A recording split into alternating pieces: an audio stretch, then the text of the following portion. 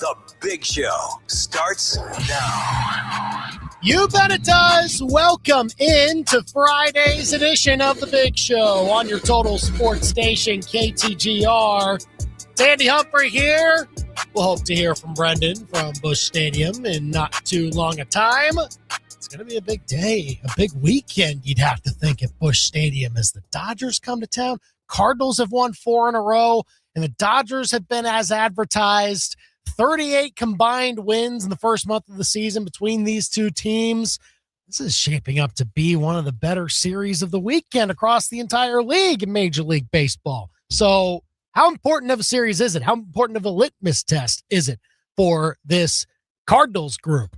As they have been on a hot streak recently. We'll talk about that, but we will also dive into some Mizzou stuff today. First of all, Dennis Gates back on the board in the transfer portal. I think a very key addition they made here in the transfer portal not too long ago. We'll talk about it. We'll also talk about the AD here at Mizzou sticking around a little bit longer. Laird Veatch with a contract extension.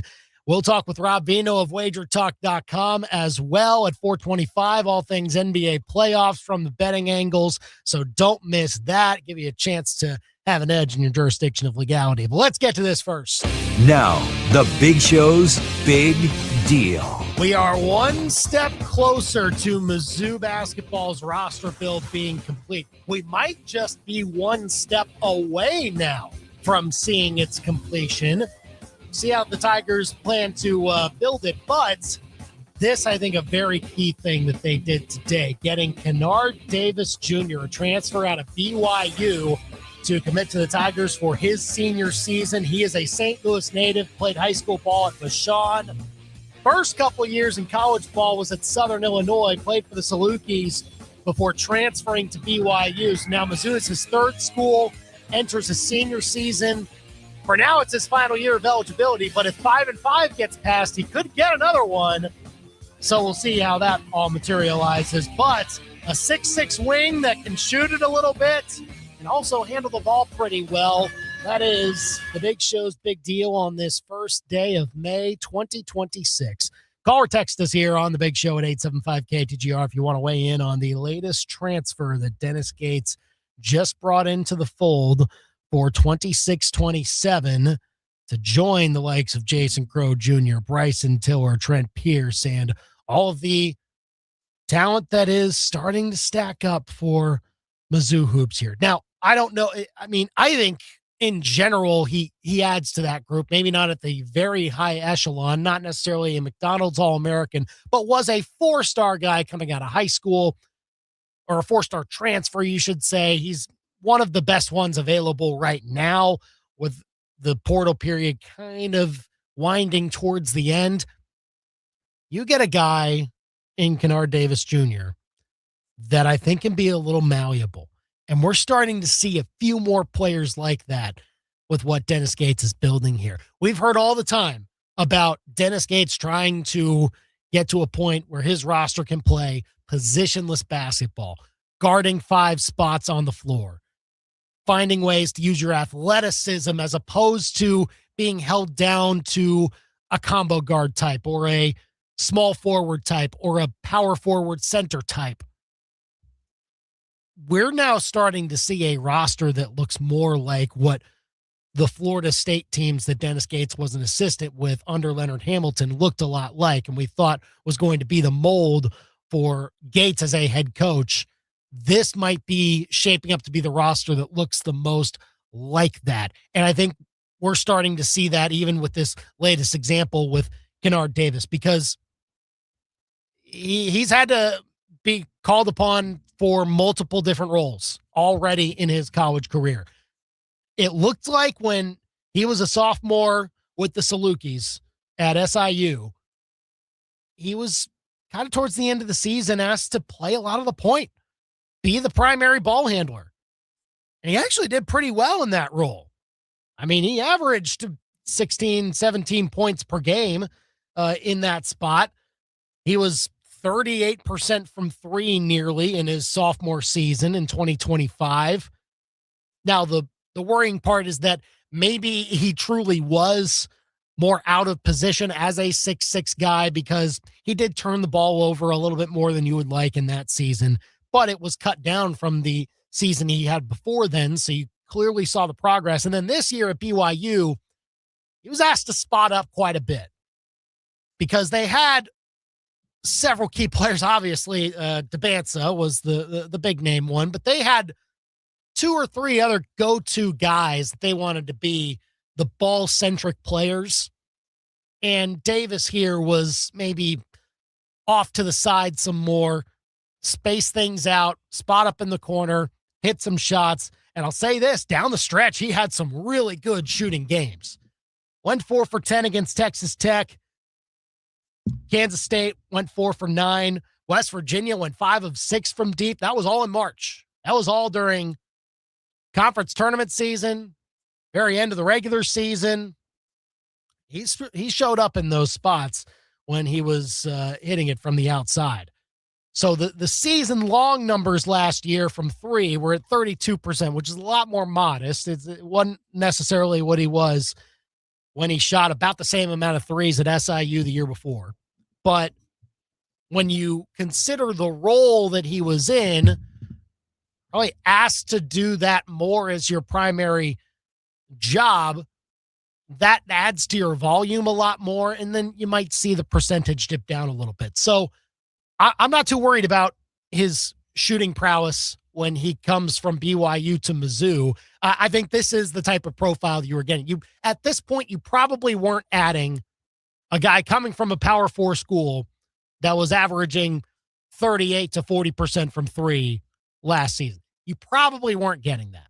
You probably don't have the budget right now to get that. You splurged on your earlier transfers. And so now you have to find the guys that fit, that fill out the rest of the bench. I think this is an excellent guy that can turn into a potential 6-man off the bench for your backcourt. And Dennis Gates even tweeted with his bat signal today, and he's given little captions to his bat signals now, combo guard. So I'd expect this guy to be in the backcourt, maybe backing up Jameer Jones, the transfer from Providence that Mizzou got, and spelling him to allow that spacing of the floor for Crow when he runs the point and for whoever else is running point guard, which that's still a vacancy right now. I think this could be a guy that you stick at the 2, but you could also stick at the 3, has the athleticism for that, and also has the length that a Dennis Gates guard in the backcourt would be perfect for, especially on the defensive end. Yeah, you get those long arms against point guards. You can turn it into some steals pretty well.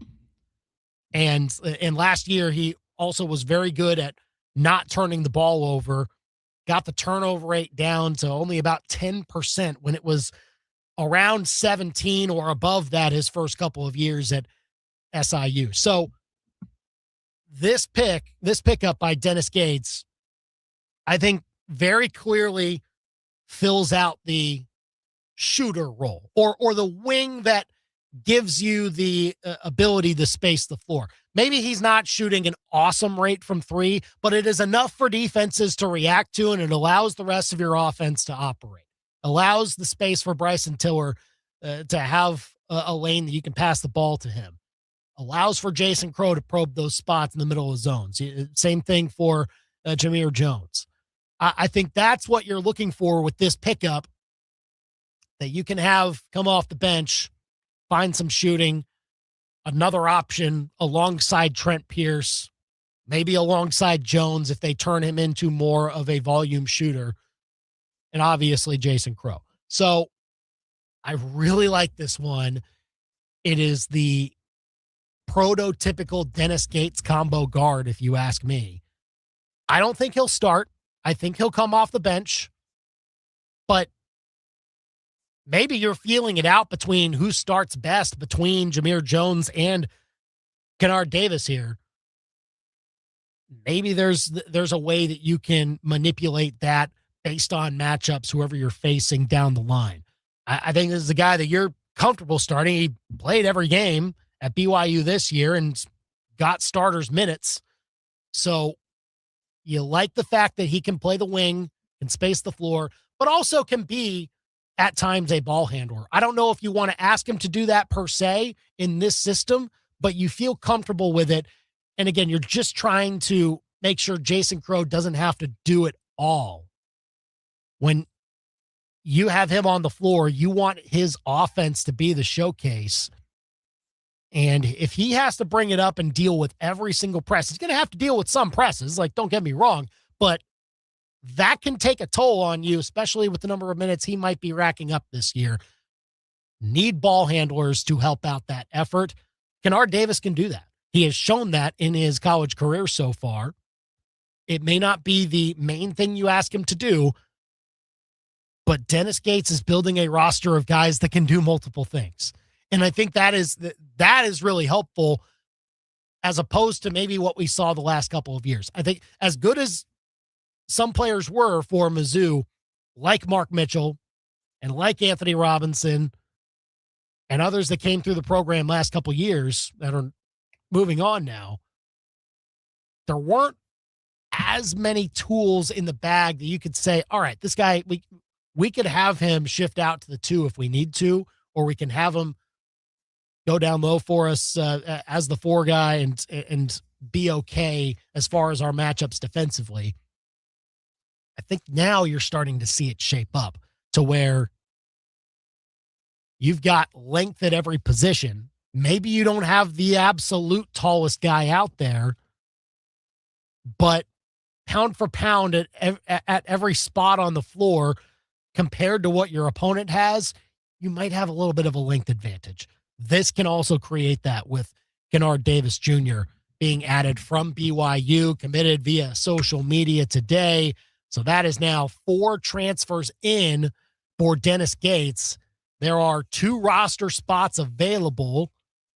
If you go down the line and everyone that hasn't transferred out, and transfer portal is closed, so nobody can transfer out anymore. Whoever is on the roster is on the team next year, along with whoever is added. 3 freshmen so far and now 4 transfers. You got 2 spots left. You need now a point guard that can come off the bench and spell Jason Crow. Need it.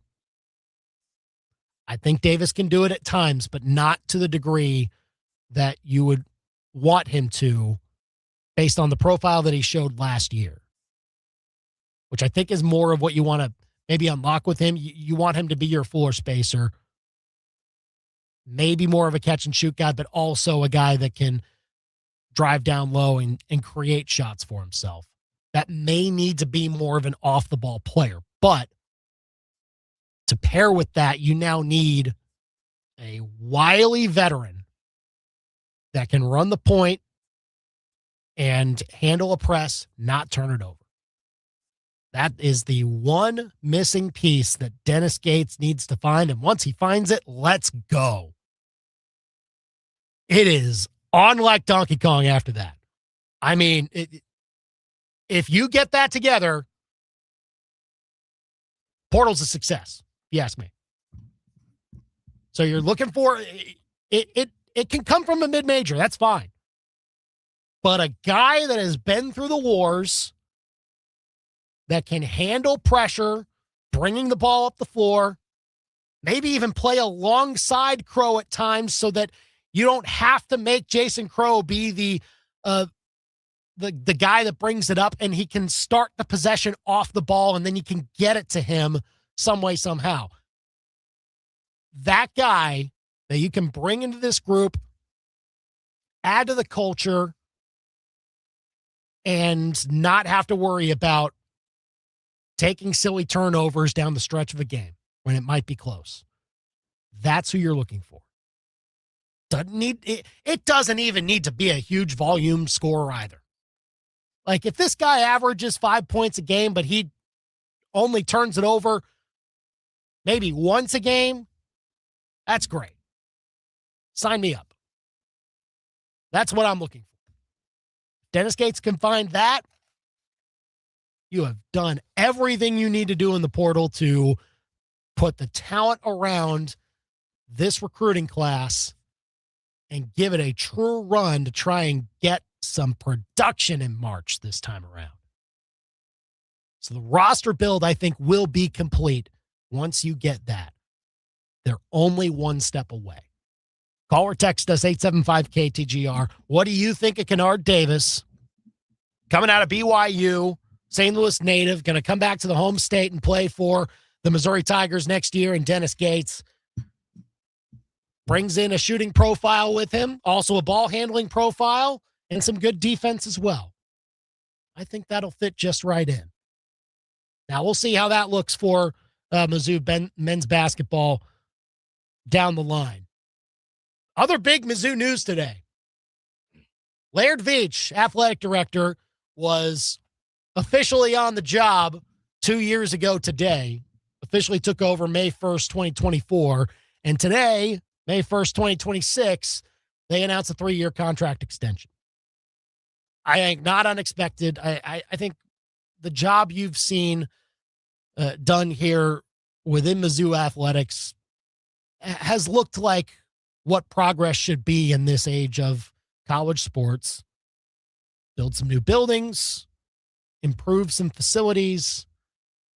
Obviously the north end zone is coming together, but other stuff like turf the baseball field, or like redo the soccer field and track surfacing. Like there is some meaningful stuff that is happening, and it is all happening in a timely manner. And you're also seeing the drive forward to try and get every sport competitive in a way that you want to showcase them going forward. And mostly it's about drumming up that support. You obviously have more avenues to do so. This was the AD that is navigating Mizzou through the revenue sharing era at the very start of it, which can come with so many twists and turns, as we have already seen. We're navigating through that. We're navigating through 5-5 eligibility. We're navigating through what that means for the transfer portal, or all this kind of stuff. Whether there's legislation coming from Congress, I don't know. Bottom line, it is hard to be an athletic director at a major college these days and keep the ones that have done a good job at chugging forward. And I would say from the outside perspective, seeing how Mizzou has tried to advance forward in front of as many people as possible to get that support, not just for cheering on game days, but also financially, that is just never going to go away. I think Laird Veatch has done a pretty good job of that. So they re-up him. He signed through 2032, April of 2032. And look, it'd be interesting to see if Mizzou's main programs do get closer to championships in the very near future. Is it coming for Eli Drinkwitz and the football team? Are they going to make that jump into the playoff very soon in the near future, after Laird Veatch was able to have him stay locked down here in Columbia, get that contract extension? I think he deserves credit for that. Stave off all of those other suitors and show that at Mizzou you can still make it happen, and make sure that that support is there to have a program that can strive for championships. You were able to sell a head coach that's been darn successful here so far to say, hey, it can continue. You don't have to go somewhere else to do it. He was able to make that happen. As far as, with basketball and how the tournament's expanded more. So obviously you're needing to make it this year. That's the prerequisite. But we'll see what it then means for into March, if you can start to win some games and strive towards those championships. Clearly, we've seen more of an ability by Mizzou to get some of that top-tier transfer talent. You've got to tip your cap to the system in place to get some financial support in there so you can pay those players. That can fall under Laird Veatch as well. It's been a good run, I think, so far already. And Why not try and see it continue? And of course, you love to see it for a guy who got his start at Mizzou as well as a college sports administrator under Mike Alden, went to some other stops, got some more experience, met more people, eventually found his way back here. I mean, so far, so good. We'll see where it does take them because Laird Veatch, he told reporters at the Zoo to You stop in St. Louis, a Chicken and Pickle the other day, said, hey, we're not where we want to be. As long as you have an athletic director that sees a goal in front of them and wants to make sure that they're spending every waking moment trying to get towards that goal, it seems that that's happening here. And good to see that for Mizzou to recognize that and get the contract extension for Laird Veatch locked down. So he is signed through the next 6 years.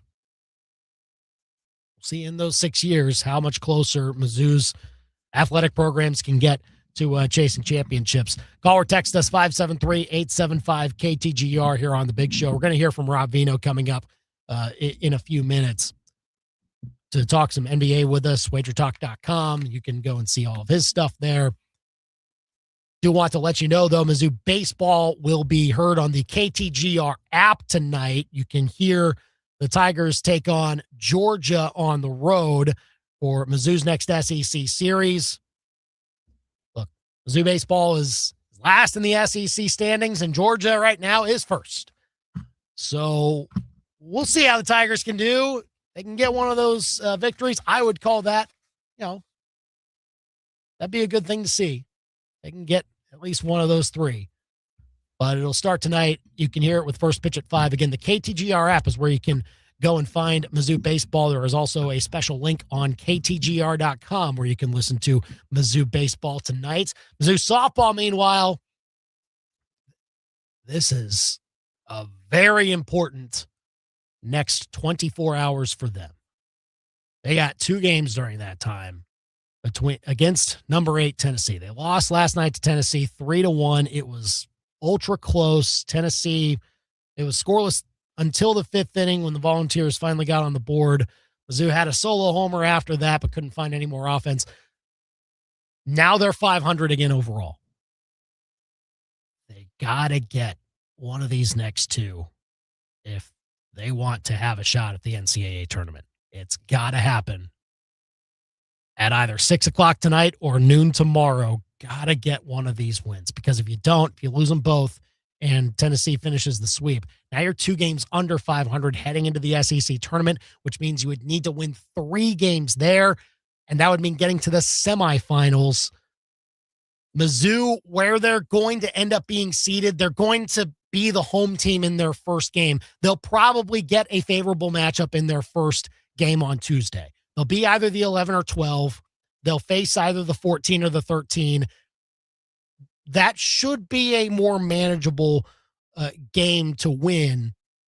But then after that, you face a team that is going to be either 6 or 7, I believe, or 6 or 5, beg your pardon. And then you face a team that has a double bye. You don't want to be in a situation where you have to win all 3 of those games, because those second and third games, you're facing teams that are entering into the tournament for the first time, so they can throw their best pitcher at you if they want to. That's not a situation that you want to set yourself in. So actually, the easier way to set yourself up for an NCAA tournament bid is to get one of these 2 wins against, albeit a number 8 team in the country, but you're at home. You just saw them. You can make the adjustments and try to find a way to get one of these next 2. And then if you do, all you got to do next week is just win that first game on Tuesday, and then you will guarantee to finish at 500 or better. And if you win both these games next 24 hours, hey, won't matter what happens next week in the SEC tournament. So Mizzou softball, huge couple of games coming up within the next 24 hours. 6 o'clock tonight, they take on Tennessee.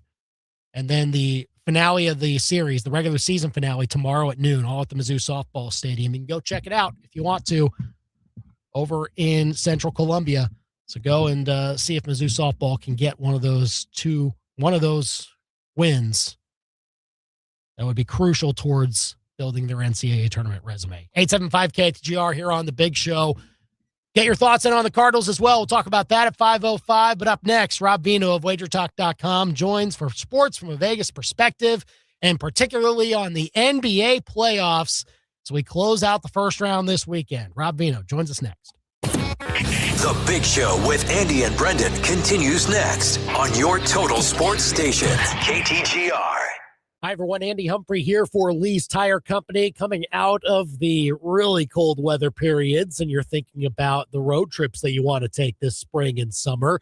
Don't forget about checking up on your tires, though. Make sure that they are in good shape for those long road trips, and head into Lee's Tire Company because they're the tire experts. They've got a huge selection, and they have so many ways to give you money back in your pocket whenever you buy new tires, including this month when they give you $140 back on select sets of 4 Cooper tires or $180 back on select Goodyear tires. There are so many other deals that they run each and every month. You can find them at leestirecompany.com. You can also go there to browse their full selection, put your specs in, see what they've got available to you, and then head into Lee's Tire Company on the Business Loop in Columbia or at University Garage by the MU campus or their location in Centralia. If it's round and rubber, Lee's sells it. Go to leestirecompany.com. Hello, my name is Clay with Zimmer Communications. This is a career as opposed to a job because the longer you're here, the more successful that you're going to be. Everybody says in sales you have unlimited potential for growth, which that is true,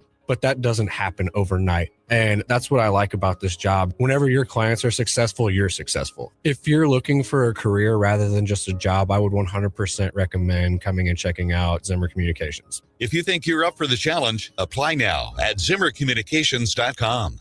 Step into a real-life snow globe with Zimmer Communications and Colette Travel on this 9-day European Christmas vacation. Stroll through Prague, Dresden, Vienna, and Budapest. From castles and cathedrals to twinkling Christmas market stalls. Sip warm Glühwein. Shop handcrafted gifts. And even visit a family-run candy workshop. There's still time to experience this trip of a lifetime. Save up to $350 when you book before June 7th. Learn more and reserve your spot today at ZimmerCommunications.com.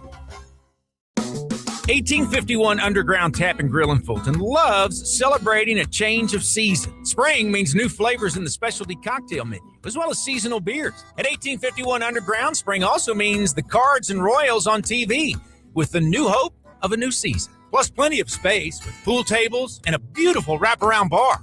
Find them on Facebook for daily specials, too. It's not a secret, but it is underground.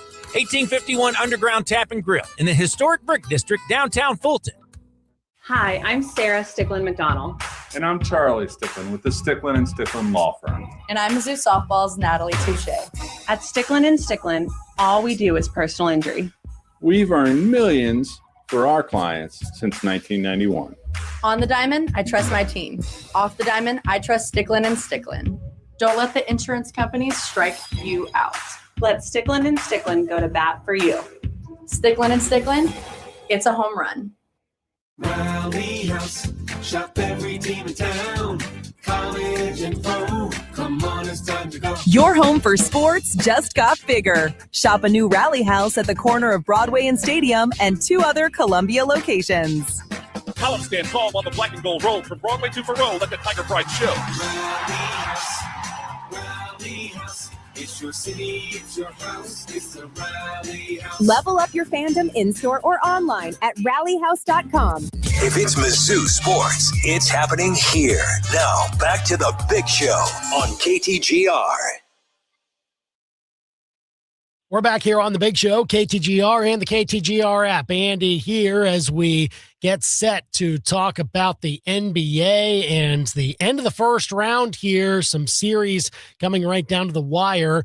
We'll talk about those games and the ones that are to come with Rob Veno now of WagerTalk.com. Sports from a Vegas perspective. You can find him on Twitter at Rob Veno Sports and go to WagerTalk.com to see all their great stuff. Robbie, this has been an interesting last few days or so. Let's start with kind of your neck of the woods. You're based in Philly, and the Sixers have kind of woken up all of a sudden to even this up with the Celtics and force a Game 7 tomorrow. How have you sort of seen this play out from your perspective on how this is now going to turn into a pretty high-profile Game 7 coming up? Yeah, it really is, Andy. I mean, I've been successful betting the series up until last night. I think I expected more of Boston. Over the course of the last few years, it's been a constant with them to watch them kind of get bored with a series or have nights where they don't make their threes. But it's generally once a series. It's not more than once. And what's happening to Boston right now, just not shooting it well. And we know they don't adjust, right? I mean, the system is the system. We're going to chuck up 45 threes, and if they fall, we're going to crush you. And if they don't, well, we really don't make any adjustments. So Philadelphia has gotten Joel Embiid back to health now. And, this is kind of the first time all year for any length of time where they've had all their guys together. And when you take a look at them, on paper, certainly it looks nice. And on the floor, it's starting to look nice, too, with Maxey, George, Embiid, Kelly Oubre, VJ Edgecombe, of course. He's had a couple of poor games in the series, but he's a rookie. He's had a couple of good ones as well. Boston opened a 9.5-point favorite on Sunday. Tomorrow it is. And they're down to a 7-point favorite now. So a lot of Philadelphia money here early. We'll see if that continues. But, boy, it would be really interesting, Andy, if Boston got eliminated this quickly. I'm not saying it's going to happen, but Philadelphia is playing really good ball right now. And, a lot of pressure on the Celtics tomorrow. Sure is, with the way they have been building themselves up this season, but the Sixers getting a little bit healthier with Embiid back, all of a sudden look a little different now. So we'll see what happens tomorrow in that only game 7 that we'll see tomorrow. We might see a few more later on in the weekend, but also wanted to talk to you, Robbie, about the Knicks being the first team to advance through in the East. It wasn't really looking like it would be that way kind of early on in these first round series, but they rattled off 3 straight and they just hammered Atlanta yesterday on the road. Just have they hit a new gear that now teams have to be really wary of as they advance into the next round? Yeah, I'm not sure if we can generalize it that way or if it was just that specific matchup where they found something eventually, because the Knicks absolutely took Atlanta apart in these last 3 games. Their offense was tremendous. Last night, of course, we know the 140 points they scored, but the 2 games prior started to set things up. 126 the game before, 114 before that. So, the production got better progressively, 114, 126, 140. A lot of people involved here. OG Anunoby, especially when you're looking for the additional player to help out Jalen Brunson and Karl Anthony Towns. It wound up being Anunoby for 3 straight games. Very good offensively, very good on the boards.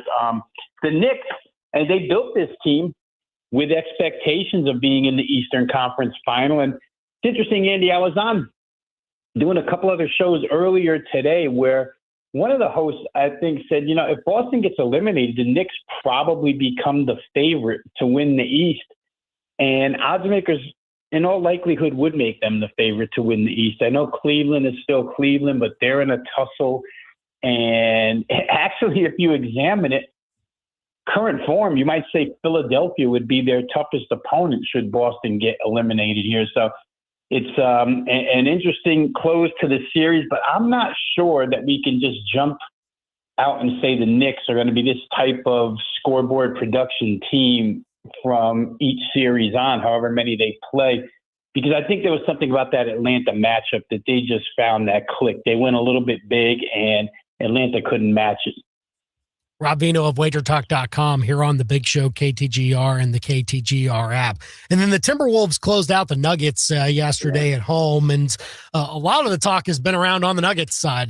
Kind of a disappointment maybe, certainly from Nikola Jokic's perspective. How do you view that series as a whole? I know Minnesota may not have been completely healthy themselves heading into it, but they still are able to win it in 6. How do you kind of see the Nuggets being framed now as they get eliminated at that spot? Yeah, well, I can frame them from my own betting accounts and say I was disappointed. They went down 3-1. And the 3-1 game that Minnesota won was, in fact, the game where Dante DiVincenzo got hurt, where Anthony Edwards got hurt. And you knew at the conclusion of that game that neither one was coming back for this series. So at that point in time, Andy, down 3-1 with games 5 and 7 at home, 7 if necessary, of course, and 6 on the road. Denver was a 119 underdog, plus 119. So I took my shot. I thought, very rarely do you get a chance to bet a team down 3-1, but it really looked advantageous. They won game 5. Last night, it wasn't just DiVincenzo and Anthony Edwards. The injury list grew for Minnesota to include Ayo Dosunmu, who had a 43-point game earlier in the series. And then they go out and just lay that egg last night. Very, very disappointing. Minnesota outplayed them. Minnesota out-hustled them.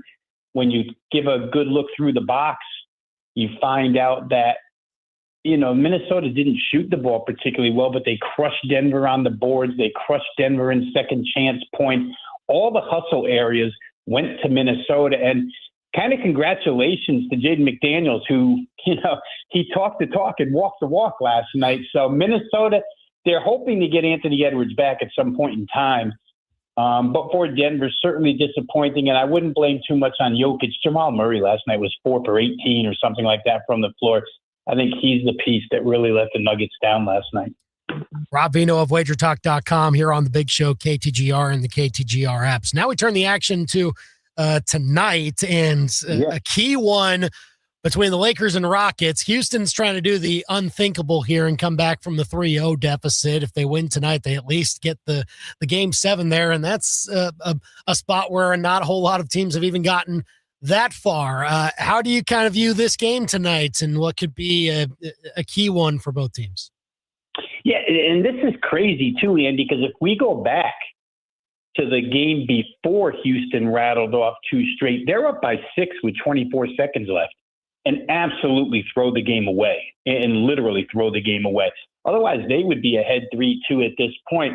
A couple of things where tonight is concerned, and I know that Jabari Smith Jr. has said they're the better team. I know the head coach, Ime Udoka, has said that he believes they could come back from 3-0 and win this series. For LA, if you're going to play your best game, it's going to have to be tonight, because I don't think Los Angeles wants to go back home for game 7 pressure. They do have the advantage. Like we saw with Philadelphia, Joel Embiid didn't really play very well his first game back, but the last 2 he's played really well. And I think the same goes for Austin Reeves tonight for LA. 4 of 16 from the floor in his first game back, hadn't played in a month, but now with 1 under his belt, I'd expect a little more out of him tonight. And the Houston Rockets story is crazy because it's all been done without Kevin Durant, for the most part, been done without Kevin Durant and without a true point guard. I don't know if it continues here, but certainly they have things in there, going their way at home tonight, down 3-2 with all the momentum.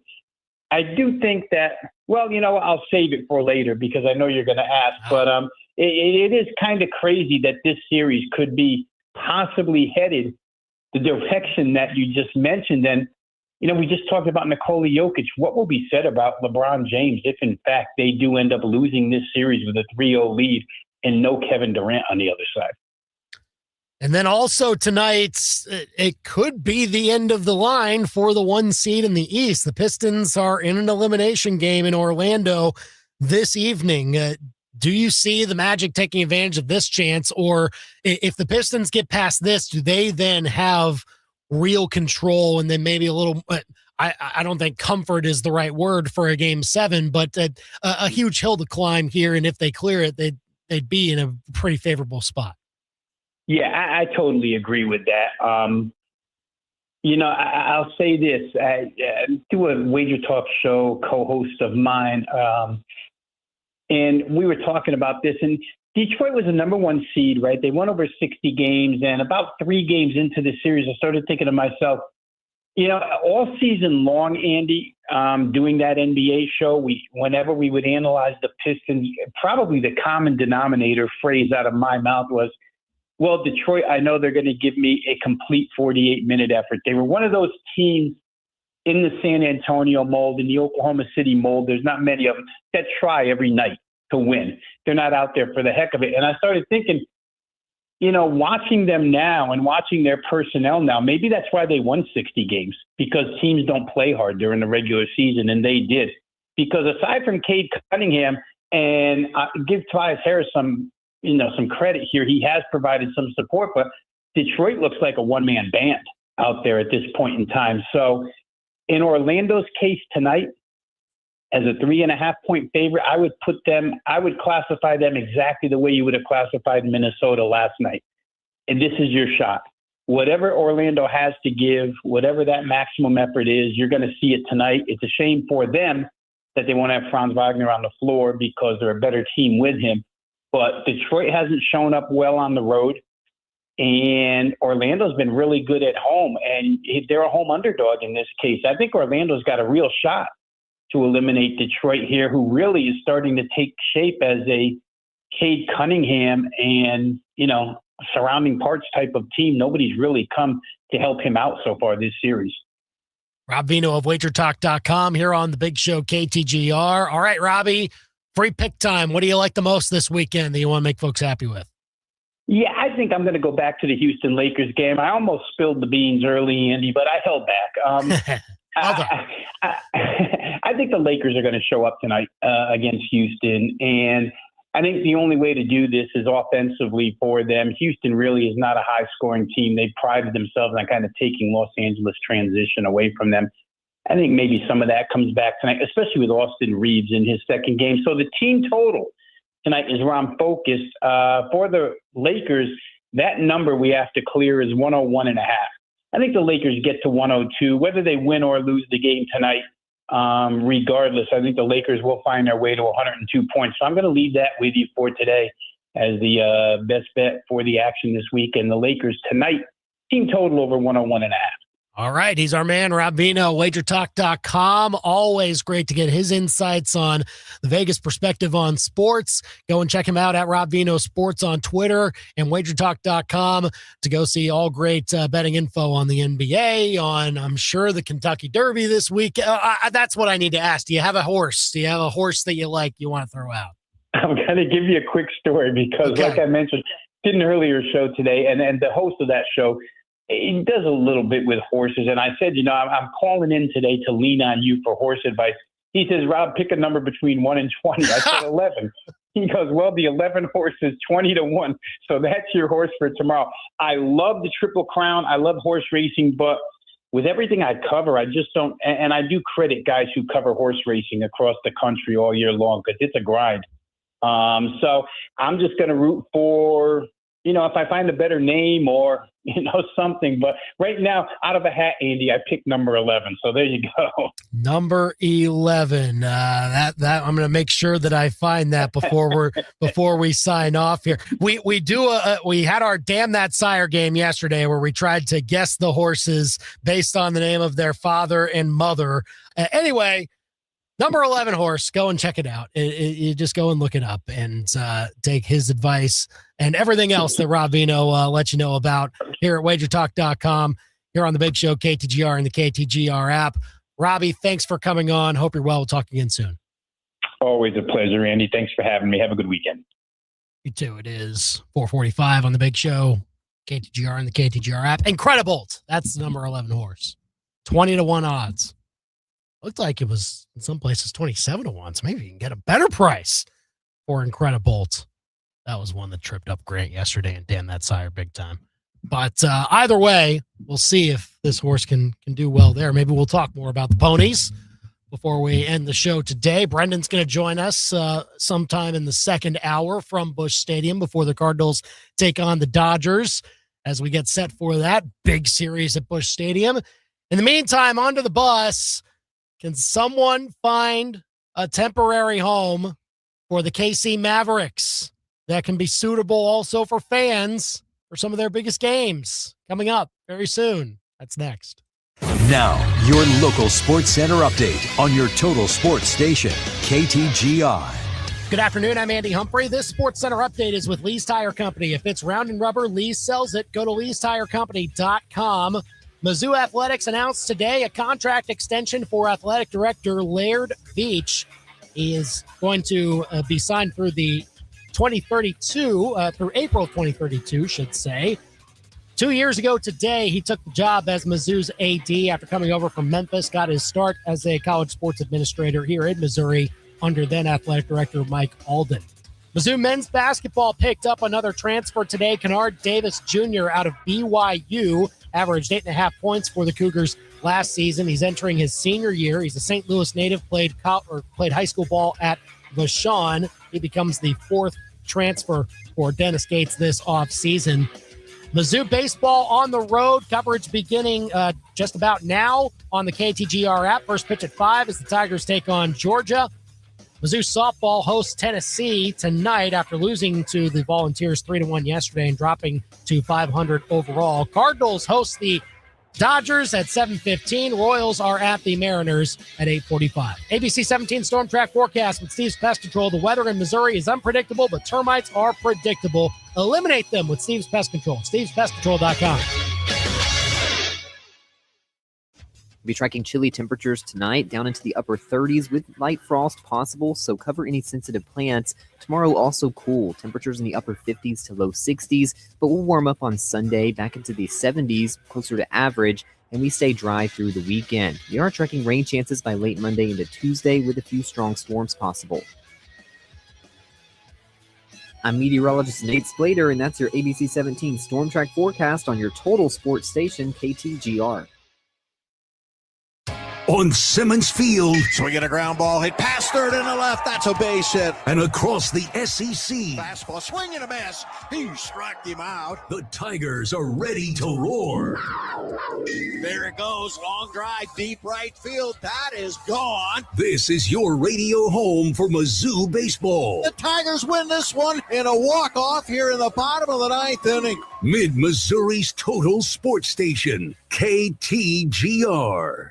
Hi, everyone. Andy Humphrey here for Advanced Tree Solutions. If you don't have tree experts in your corner yet, it's important to get them because lawn care services, they're hit and miss as to whether or not they know actually how to care for your trees the right way. And you're going to have even less luck with electrical companies if you're trying to figure out how you can get your trees away from power lines. So call Eric and his team at Advanced Tree Solutions because they do this all the time. They know exactly what your trees need. They know how to take care of safety issues to prevent damage to your home. They can remove trees that are dead. They can do stump grinding, stump removal. They can take care of pest issues involving your trees, so much more. Go and check out their full range of services at AdvancedTreeSolutionsLLC.com. And I promise you, if you work with Eric, you'll become a friend of Eric's. He is excellent with everyone he comes in contact with. So go to AdvancedTreeSolutionsLLC.com and let Eric and his team care for your trees. Give your trees the care they deserve with Advanced Tree Solutions, your tree's best friend. Play it or plunge it with Brian Ware Plumbing.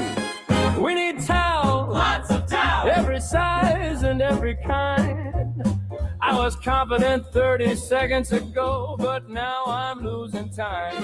We need towels, lots of towels. I cannot stop the tide. My wife was right, I should have never DIY. Vote now on the Brian Ware Plumbing Facebook or Instagram page.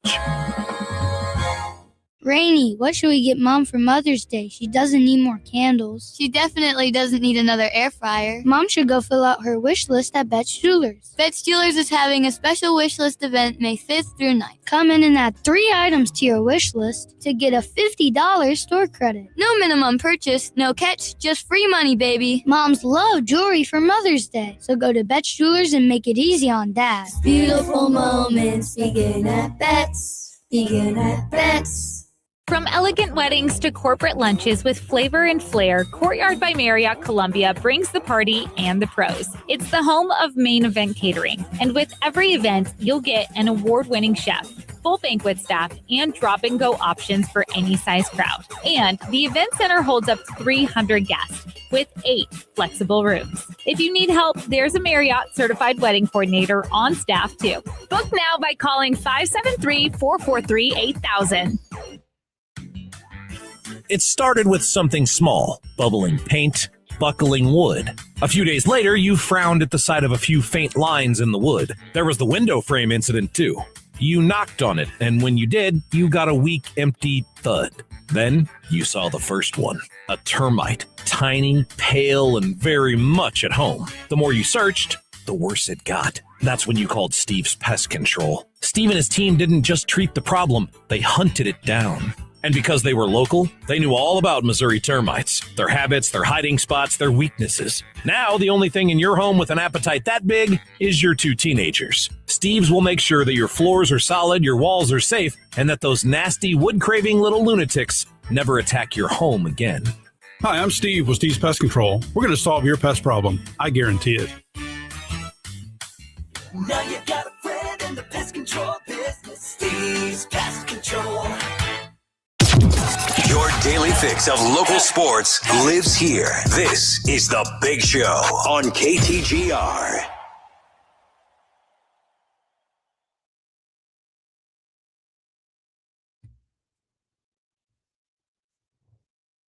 First one is to me, of course. Buttons are hard to press. No, they're not. What are you doing, Andy? You're on The Big Show, KTGR and the KTGR app. Tough situation that the Kansas City Mavericks are in.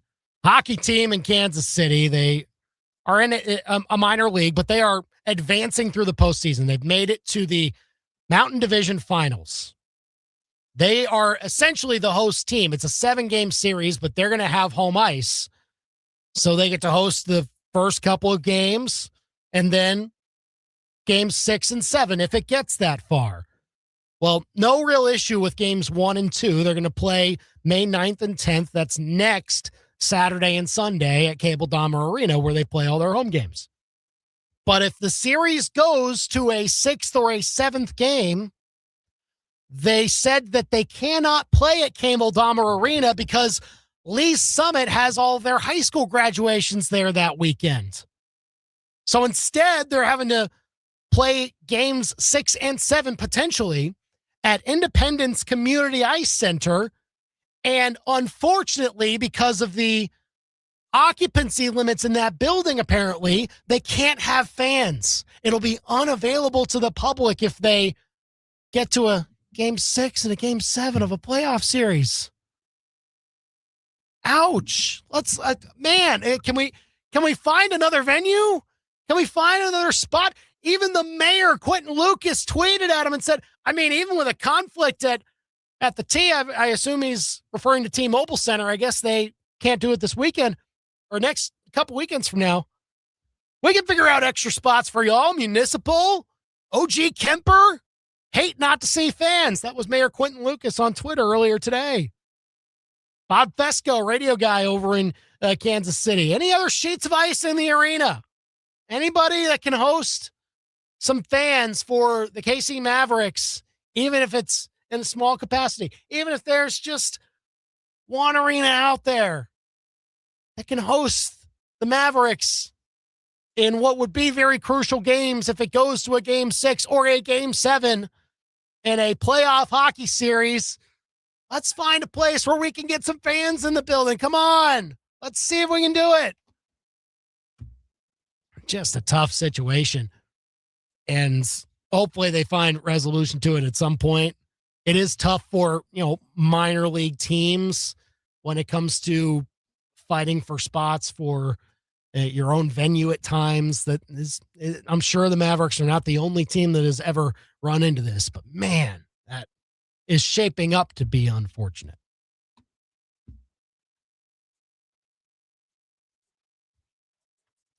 Hey, good news for Mizzou today, locking up Laird Veatch with a contract extension. He now has a 6-year contract starting today, signed through April of 2032 as Mizzou's athletic director, and I think a good move there. Also, congratulations, Columbia College softball winning the AMC tournament earlier today.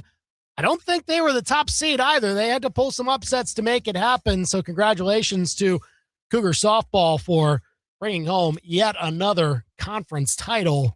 Still one of the more dominant teams in that conference each and every year and showing it once again. Congrats to CC softball for getting it done in the conference tournament earlier this week. All right. Huge series at Busch Stadium. Look, it's only May 1st. We are through the first month plus of the Major League season. Not any one series, especially at this point, is absolutely crucial. But we're really going to find out whether the Cardinals are for real a little bit as they host the Dodgers this weekend. We're going to hear from Brendan coming up, as he'll most likely join us from Busch Stadium as he does on Cardinals home days. So be staying tuned for that. And we want your thoughts on what you expect out of the Cardinals this weekend against the big mighty Dodgers. We're also going to talk some Chiefs today. If you had a number one choice of a free agent that is available right now that you would want to see signed by the Chiefs, who would be your number one choice? If you could pick just one free agent to stick onto the team right now, who would you pick for the Chiefs? We'll discuss that at 5:25. Join us here on The Big Show on a Friday on YouTube and on Facebook as well. Leave a comment there. We'll flash comments up if you give them to us. And let your voice be heard here on The Big Show, KTGR.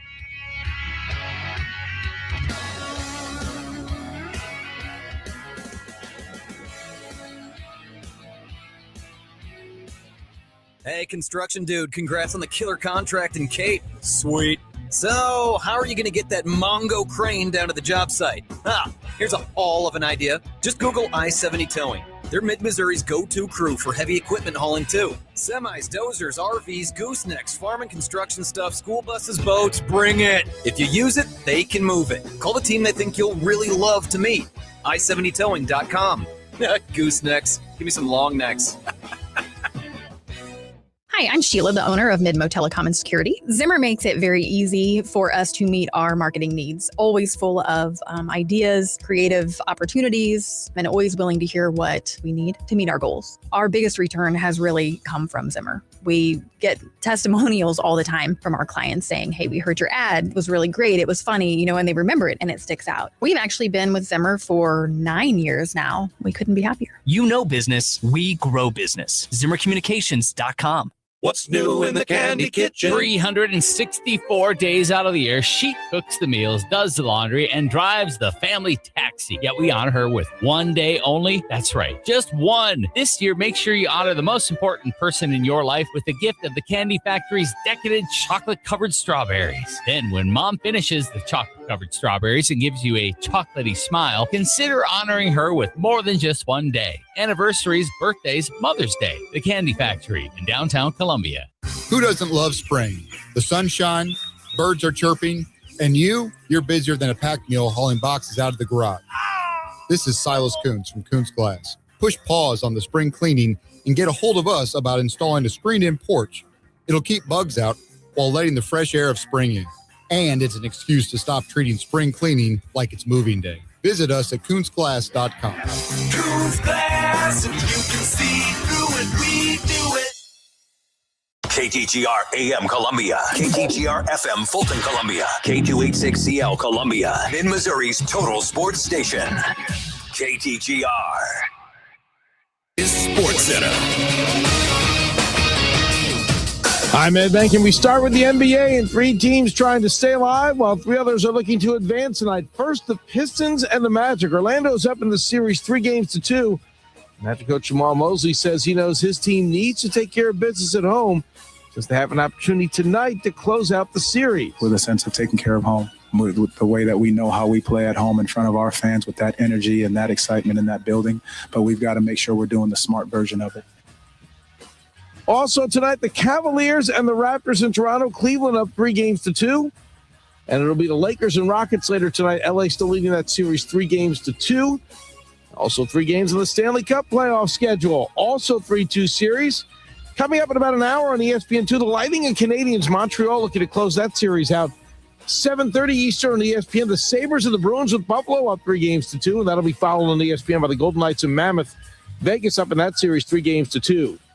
In baseball, the Brewers have placed pitcher Brandon Woodruff on the 15-day injured list. Orioles closer Ryan Helsley also placed on the 15-day IL with tight elbow inflammation. ESPN Radio is presented by Progressive Insurance. Progressive Commercial Insurance flexes to fit your business's needs. From quick repairs to adjustable coverages and even payment options, Progressive Commercial makes it easy to get what you need. Quote today in as little as 8 minutes at progressivecommercial.com. From Faro. 15 to the 10, to the house. Busch. Back to the wall, and it's got her. And Arrowhead. Touchdown, Kansas City. to your speakers. This is the big show, baby. Get fresh takes on the biggest sports stories in mid-Missouri. Right now, this is The Big Show with Andy and Brendan on KTGR. Rolling along here on The Big Show. We'll hope to hear from Brendan from Busch Stadium coming up later on this hour. It is going to feel like quite the atmosphere. I would hope, at Busch Stadium for the Cardinals as they take on the Dodgers. Look, 4-game sweep this week. Was it just the Cardinals being better than the Pirates? Or is there some staying power with this Cardinals team that is going to truly get put to the test this weekend against the Dodgers? We're going to talk about that here in a few minutes. We're going to talk some Chiefs and some potential free agent signings. If you had to rank them all, who is at the very top of your list as to who you would want to be on the Chiefs for week 1, who is currently a free agent right now? We're going to get to all of that. But first, it's 5 o'clock. It's time for the top 5 at 5 on The Big Show. Number 1. If you want to trade away for curtain number 1, you can have curtain 1. Good addition by Dennis Gates today through the transfer portal. It had been a couple weeks since he had added somebody, but that streak ends as Kennard Davis Jr. commits to the Tigers, transferring from BYU. He's a 6'6" wing. Dennis Gates in his bat signal tweet today said combo guard. That's what he's maybe expecting Davis to kind of fill out as far as a role in Columbia. He's a St. Louis native, played at Vashon High School, spent his first couple of seasons at Southern Illinois playing for the Salukis. He's a good ball handler. He played a lot of point guard that sophomore year. Last year, more of a spot-up shooter. Will be interesting to see between that spectrum how Mizzou decides to use him in their backcourt. But a very key addition, and I think they're only one more addition away from this being a very good portal class.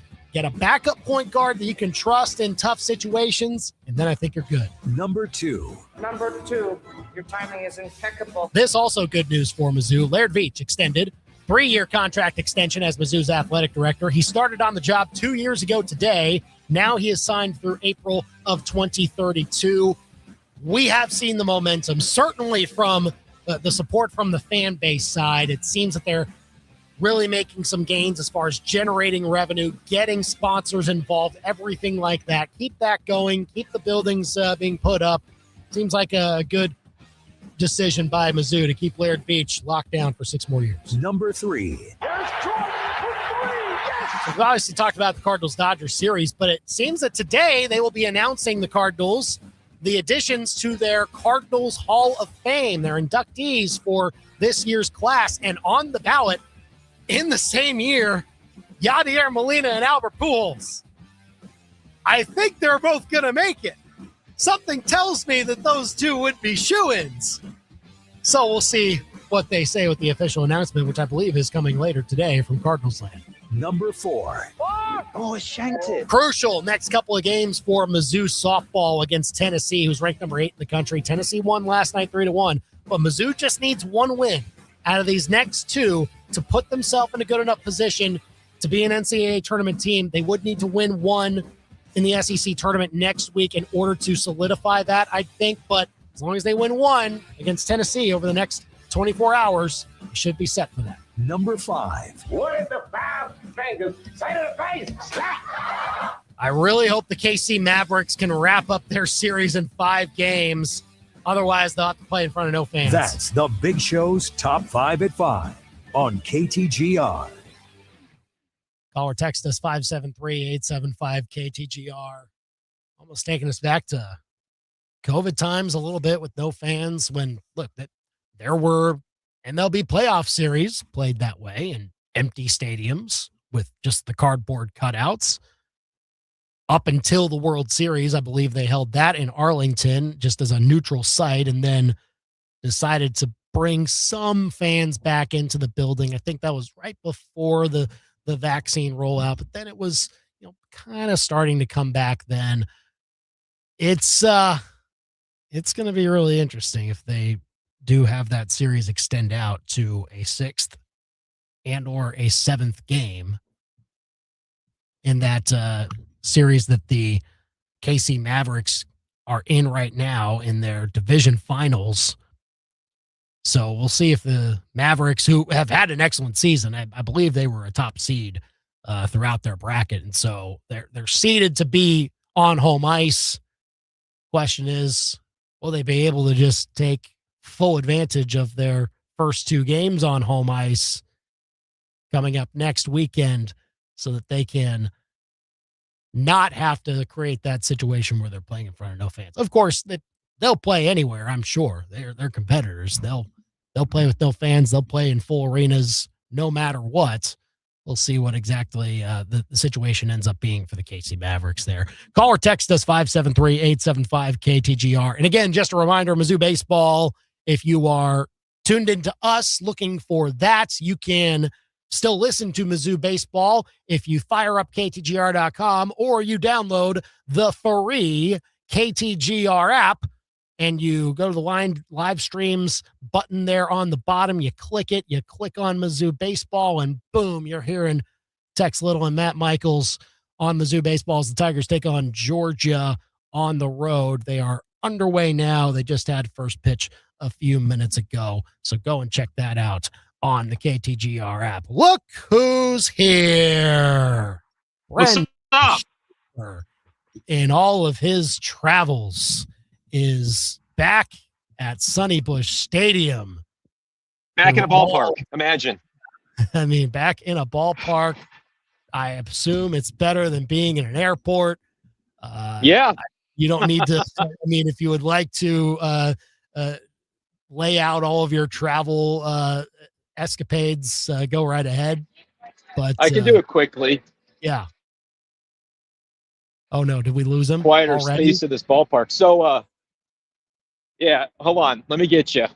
You got me. Okay, so, all right, 8 p.m. I was supposed to fly out of Pittsburgh last night, and there I was at 12:30 a.m. still sitting in that airport. No, it was something like after midnight we ended up leaving, and then of course when you get back to that Southwest Airlines terminal in St. Louis, there's like the far end. It's like got like 40 gates. Oh, and yeah. So naturally, in an empty airport, we landed gate E38 last night. So then I had to walk. Because that's the even new thereafter. wing, right? That's the new part of the airport, right? Or that terminal. Yeah, I don't know. That's the one I always use. So it's the only one I really know about. But yep, it was quite the travel day. But hey, we're back here at Busch Stadium, and so are the Dodgers. So just another fun series on tap for a Cardinals team that had a good time in Pittsburgh. I don't know if it was probably because I was there, if we're being honest, but I don't know if they probably would see it that way. Probably not. But they did well and won 4 games, beat Paul Skeens again. Surprise, surprise. So good situation now coming in to see what they can do stacking up to LA. That's kind of the thing, is that maybe folks who weren't maybe as tuned into the very start of this season as we are, they'll see like, oh, they beat the Pirates in 4 games. You're supposed to. Yeah, you're supposed to do that. Of course the Cardinals did that. Maybe now, but I mean, the Pirates came into that series 4 games above 500, and now they are at 500 as a result of that series. Like they have started well as they have started the last couple of seasons or so, and I know it hasn't finished the way that they want to, but that's a better team this year. I think we can all agree on that. And so the Cardinals taking 4 games from them in the sport of baseball, where you just never expect those even against the worst teams, it is very notable and indicative of what I think is a budding offense that is starting to now really put it together. Yeah, they did it in different ways, right? You go back to Monday with the comeback win. They had an offensive eruption against Paul Skeens yesterday, got 5 runs against him, but then another 5 in the 8th inning against the bullpen, which was important because the previous night you needed that walk-off catch by Nathan Church to win. So, like, they had to do it in different ways throughout the series. But you're right, Andy. I think one of the threads of that series, and I guess time will tell if it's more about Pittsburgh's pitching or the Cardinals' offense. Like, we know Paul Skeens is good, but the Cardinals beat him all the time. So how special is that really? Like, we're evaluating what this team is. But, like, that top of the lineup is looking to be pretty lethal. Like, J.J. Weatherholt, I heard a radio host back in March say that maybe he would get off to a slow start. I don't remember who it was, but his name's not important right now. He's been really good. And April. It was March. It was March, actually. I said March. No, I said March. Check the tape. Check the tape. Right. Yep. Okay. Yep. Right. Check the tape. It was Andy, by the way, if for the uninitiated. But what I was with you about, and I still am kind of mildly surprised by in a positive way, is the home runs. Like, I didn't think he would have this kind of power. I thought he'd be like 15 to 17 home runs all year. He's got 7, and it's May 1st. That's if that keeps up, not only is he going to win Rookie of the Year, but you think about the way he kind of sparks the Cardinals offense. And Ivan Herrera is tough as nails behind him. He's going to get a bunch of walks. He's going to, if you make a mistake to him, he will punish you. The top of the Cardinal lineup, like right now, 1 through 4, you're feeling pretty darn good about. And there's some other contributors that are popping up behind that. Guys like Nathan Church and Pedro Pajes having big series. So it's this lineup, you're right, is I think better than what we advertised it to be before the season. So they are right now top 10 in runs scored, top 10 in home runs, top 10 in team OPS. And look, there two key cogs to this. I think a lot of what was baked into preseason expectations of the Cardinals, maybe full on, maybe not even just the offense, but what's baking into the fact that maybe they're not going to be that great of a team. We couldn't expect much from their offense. People maybe thought Alec Burleson would maybe take that step back and think, is Alec Burleson really going to be that? But he was back to what he was last year. Ivan Herrera, as expected. A bunch of other players, I think, as expected from what you can see so far, with maybe a few exceptions. But right now, the X factor to it is who you're talking about, Weatherholtz, because I'm sure they didn't necessarily bake in a Rookie of the Year type of year from J.J. Weatherholt, even though it may have been in the realm of possibility, but I'm sure that wasn't baked in. I also don't think a 900 OPS from Jordan Walker was baked in. That's also part of it. So if that continues, I don't know if Jordan Walker's OPSing 900 all year, but if that continues, we are talking about a top echelon offense in the league. Yeah, because I don't know what their numbers are right at this moment. You could look it up, but Herrera and Burleson, I still view both of those guys as upper 700s, if not an 800 or better OPS. Kind of as the floor, and there's, I think, the potential for more for both of those guys. Weatherholt's been unbelievable. He's grinding pitchers from the very beginning of a game. He can homer off of you. He'll take his walk if you give it to him. He's a nightmare, and he's kind of that spark plug at the top of the order because of all of those attributes. A nightmare for the opposition. Cardinals love him, as they should. Walker's interesting. He homers against Paul Skeens yesterday as well. That had snapped like a 17-day drought, which you wouldn't have ever thought of that being the case for Walker previously. But when he hit whatever it was, 6 homers in 7 days in the early portion of April, it was kind of a drought for Jordan Walker. But he's also taking at bats where he's, jumping on the first pitch for a single through the left side, or he's going the opposite way for an RBI. He's doing some of those things that make you think some of this could be sustainable, even if he's not hitting a home run every other day. And that's part of his approach. I asked him about that yesterday, and he's really just trying to be a cog in what the lineup hopes to be 1 through 9. And you're right. The OPS of 900 that's what a cleanup hitter does for a team that's a contender. I would put him into that same bucket. Andy, if you can give me 800 OPS, I'm still smashing that button all day long for Jordan, because we know that the downside does exist because we've seen it for stretches. But the hope is that he is at a place mentally and in just the maturation of being in this game. And, he's still a young guy as well. What is he, 23 years old? He feels like a guy who's a veteran, but his age says otherwise. So just being patient with him. And then if he settles in as a guy who can just do his part in that lineup, I think they've got a 1 through 4 that you could put up there with a lot of these good lineups in the league.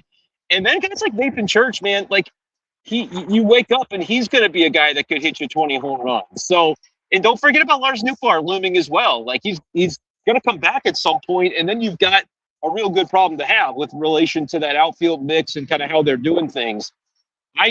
You could squint and see this being kind of what you're going to get out of the Cardinal lineup all year long, more or less. And it certainly was impressive in Pittsburgh this week. Yeah, they can keep showing that. We'll see if they do against Dodger pitching, which not Shohei. Not Shohei. They escaped. And it's Sheehan tonight. Yep. It was started fine. I mean, a few hiccups here and there, but good strikeout numbers. You gotta be wary of that. Sasaki has kind of been iffy to start out, but Roki Sasaki is going to be like one of their mainstays for years to come if all things go well there. And then Robleski, probably their best pitcher, which of course that's everybody expected. Best. Like everyone expected the Dodgers' fifth guy at the start of the year to end up being their best pitcher when they inevitably lose to the IL and all that. Yeah, was he even their fifth guy? Like they run six, so I mean, he's been really good and not that strikeout candidate. And so I think, though, it'll be a good weekend to see what the coaching staff comes up with as far as how to prepare for each pitcher individually.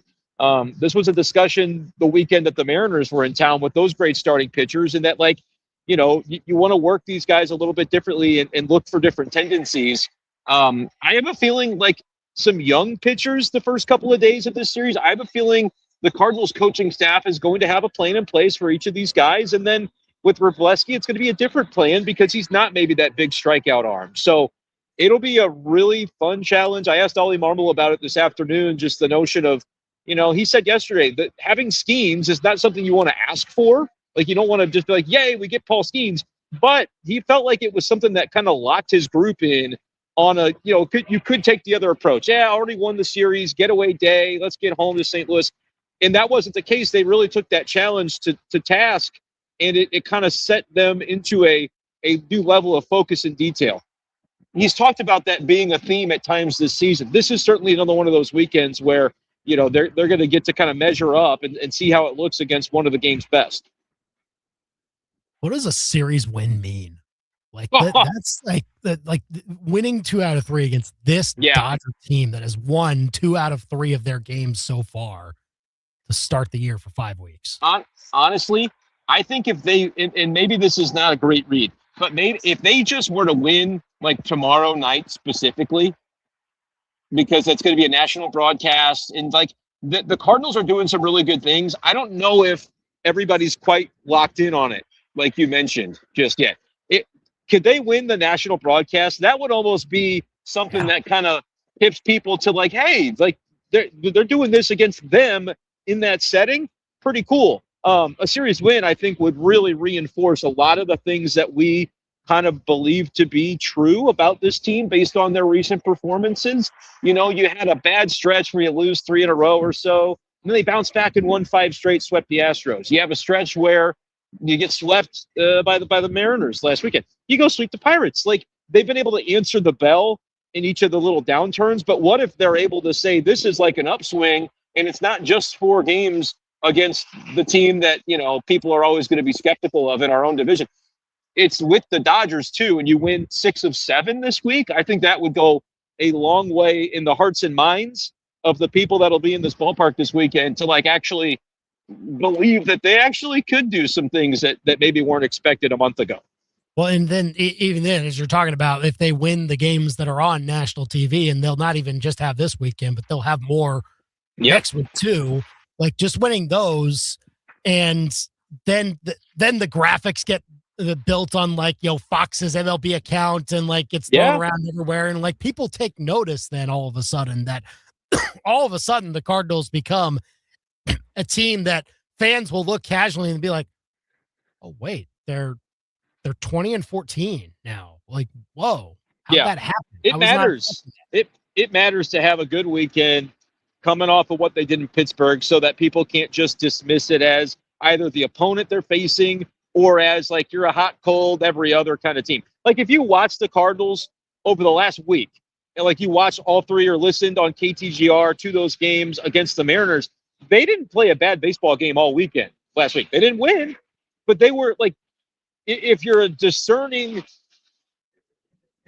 person taking in these games, you'll notice that like there are some through lines with this Cardinals team that they told us this is how we want to play, and they've consistently been able to hold that up, more or less. Like, yeah, the bullpen's not perfect. You've got some things you've got to figure out.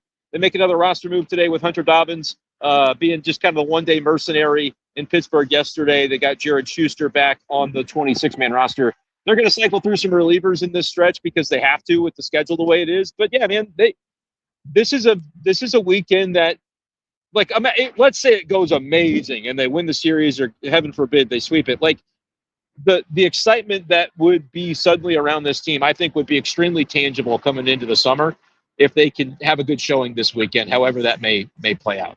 Yeah, that obviously gets noticed in St. Louis, but it would be noticed elsewhere, and we'll see how the Cardinals can, look, I think, take advantage of that. I think they're coming in playing with a little bit of a house money mentality. Like, we weren't supposed to be good this year, or at least people didn't think we were supposed to be good.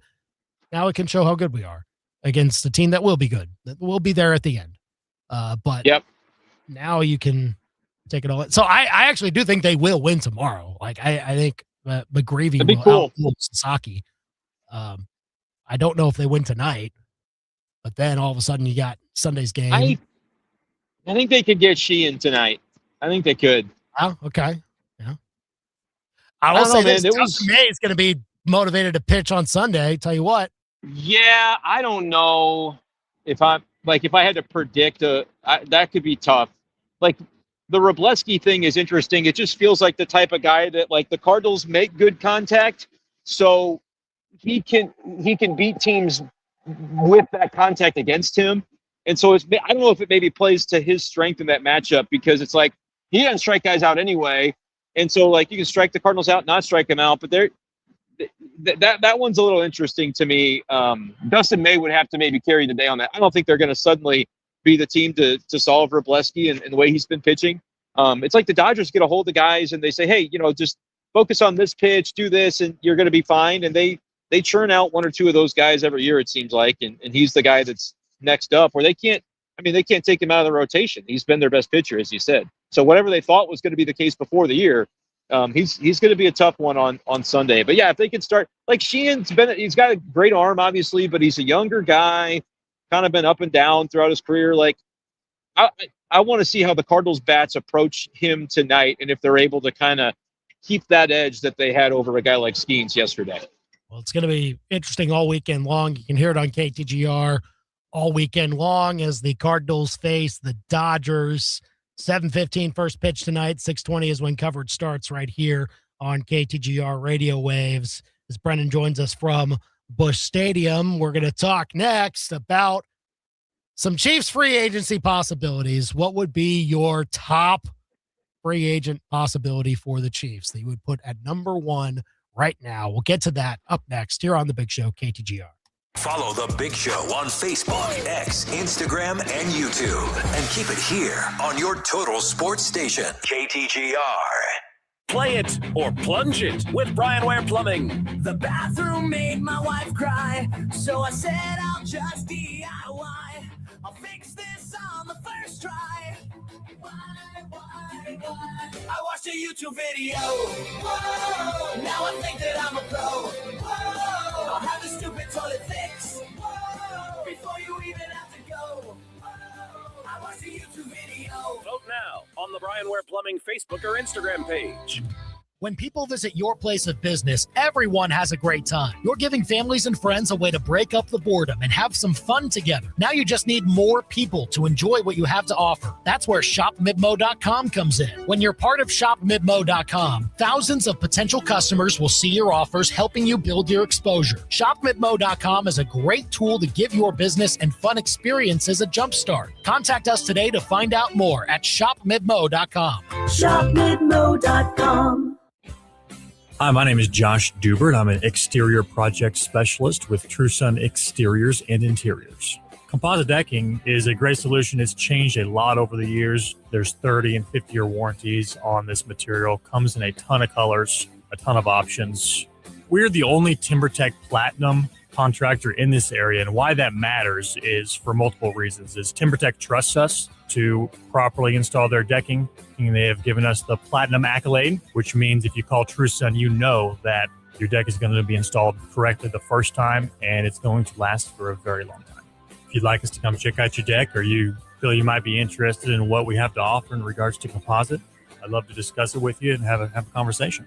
The difference between a house and a home is the attention to detail. At True Sun Exteriors and Interiors, we'll turn your vision of a dream home into a reality. For more information or a free estimate, go to TrueSunExteriors.com. TrueSunExteriors.com. The 10th pick in tonight's Little League draft is Jackson Miller. Nice pickup. Big arm, big swing, runs like his big brother is going to kill him. Next is Owen Bradley. Big glue guy in the dugout, still eating glue in art class.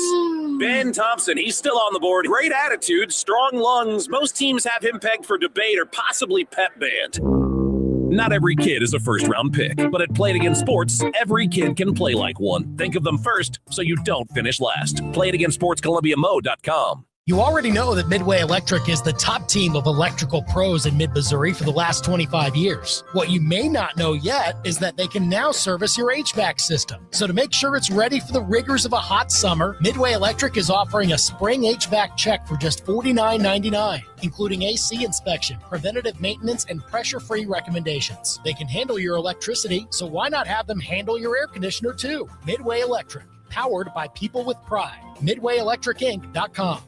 Transparency is very important. And at Fuse 32, we don't just talk about it. You see, our money doesn't come by hiding costs. We make it by building brands that actually work. While others chase trends like letting AI do the talking, our team has real people you can actually meet. Like me, bringing you fresh ideas, bold strategies, and ROI. Your brand is alive. It just needs to evolve. So if your marketing feels stuck, try something that's not your typical agency. Fuse 32. There's nothing we can't do. Fuse32.com. The best local sports talk around on your ride home. You've got The Big Show on KTGR.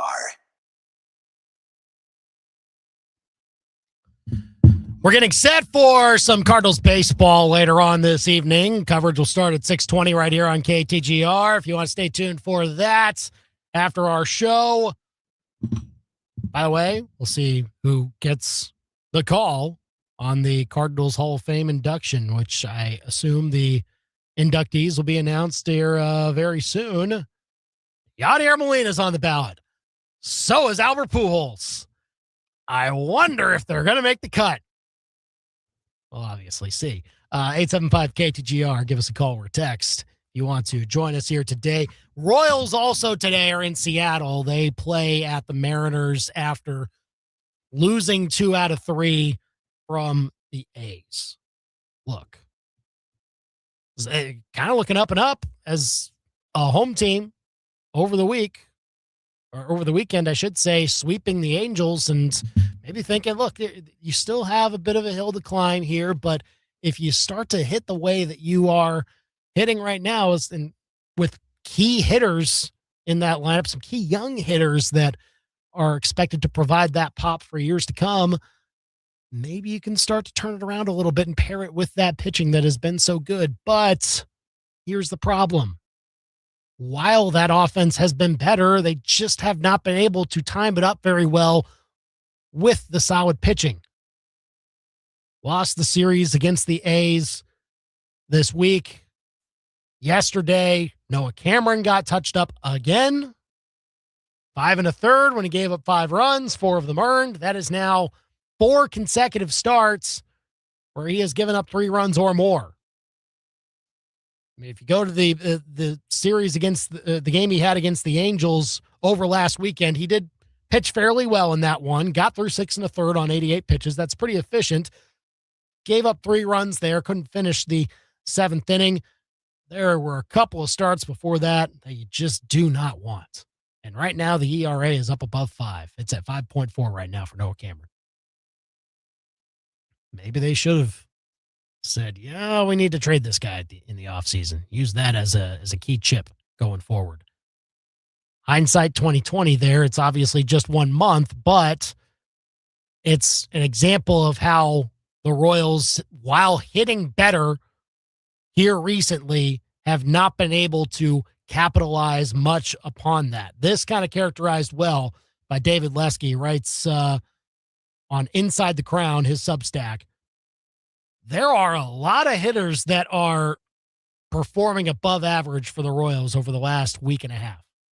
Since Monday, they only have one hitter that has had a below average weighted runs created, who has a weighted runs created plus of 99, which would mean 1% below average, and that's Michael Massey. But everyone else on the Royals is above 100 there, so they are above average in that category, weighted runs created. So as an effective hitter supporting the offense the way that you should, pretty much everybody in the Royals lineup has been able to surpass the average mark. And guys like Michael Garcia and Bobby Witt are really coming on strong. You've had even Pasquantino with some injury issues here recently still be above that mark. Caglione is starting to figure it out. Carter Jensen continuing a strong start to his full rookie season. Like, there are some hitters that are doing better. You saw signs of it very early in the year without the production. Now they are starting to put the production on paper.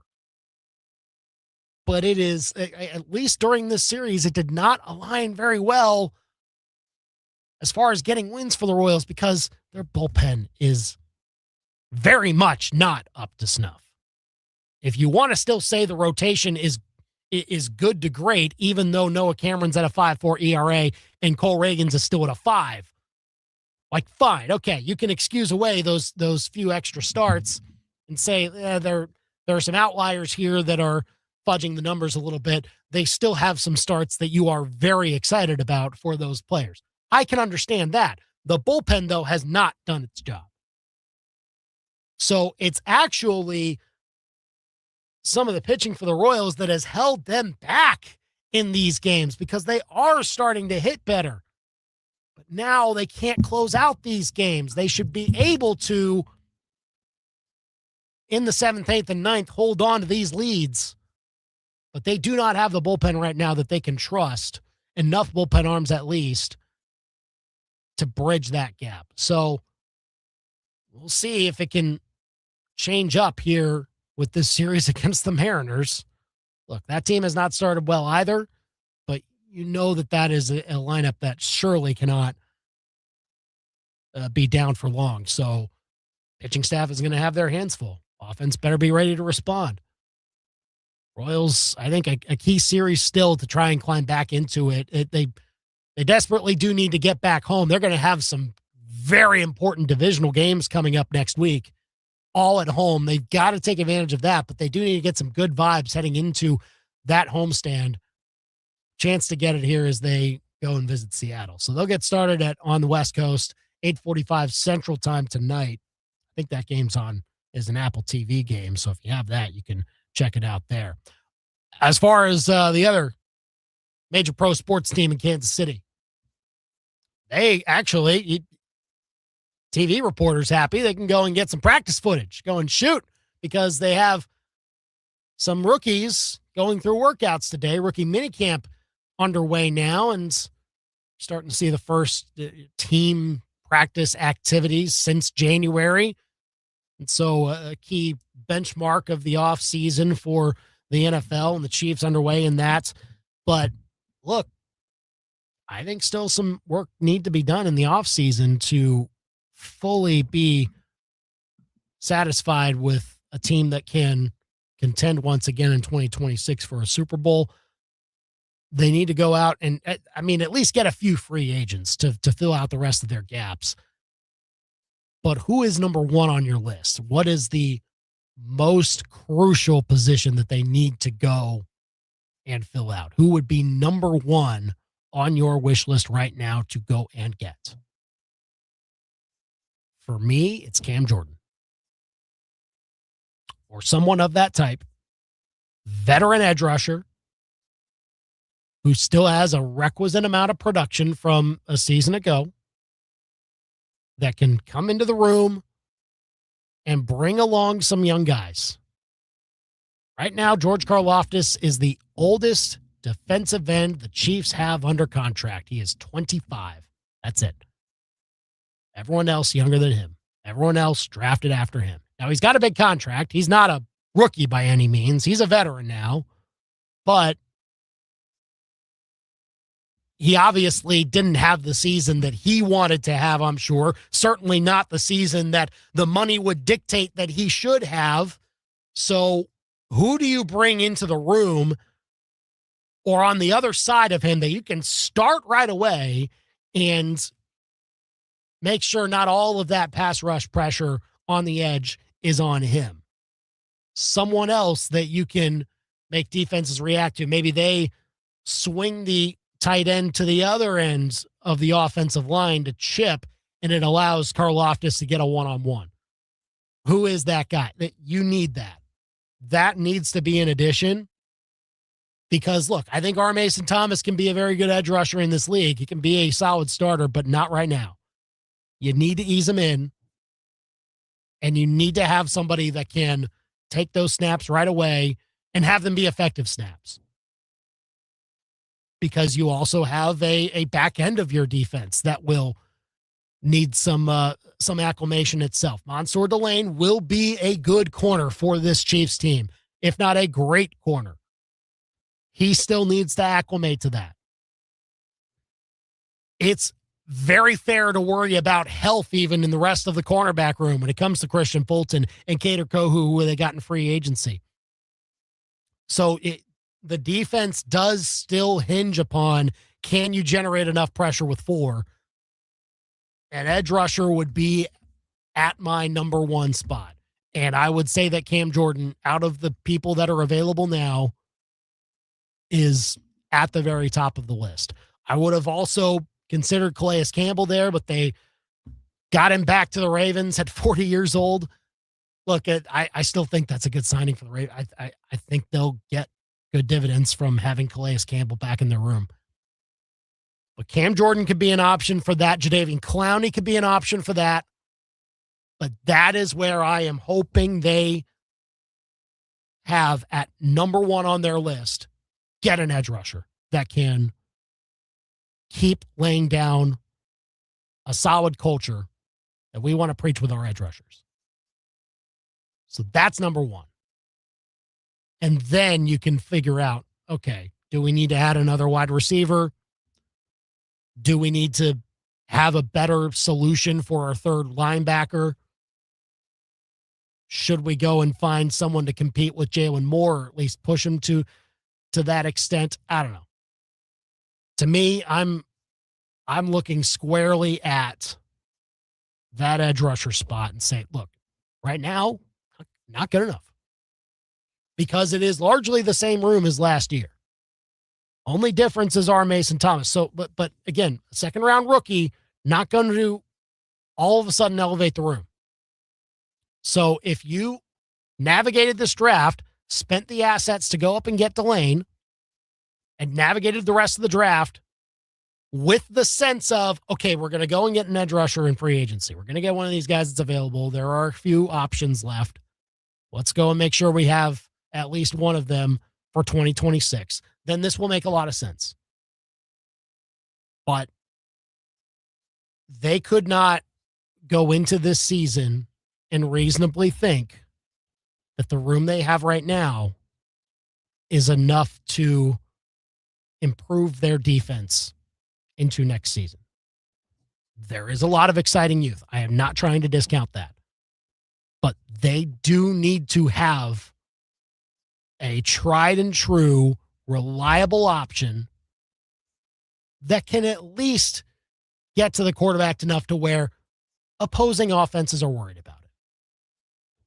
Even if you're not getting all the way there, even if you're just registering a hurry, a quarterback hurry every so often, or you're affecting a play, or you're causing a rollout and allowing another guy to catch up and swallow the quarterback.